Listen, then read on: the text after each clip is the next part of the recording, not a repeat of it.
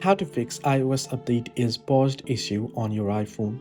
Well, hello everyone, welcome back into the channel. In this video today, let me go ahead and show you the steps on how you can fix iOS update is paused. Well, to fix paused iOS update, first you want to check your internet connection. You can try a simple restart. If that doesn't work, free up storage and delete the downloaded updated file and try again.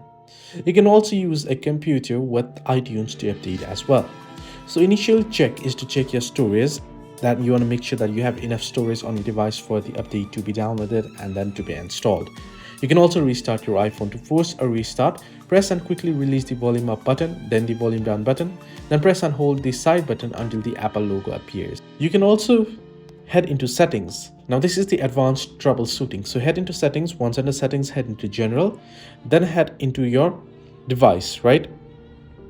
Then what you can do is you want to head into your storage, your iPhone storage, for example. And then what you want to do is you want to find the update in the list, tap it, and then tap delete update. If you haven't installed it, then you'll find the update option right here. So hope this video was helpful. Do like and subscribe.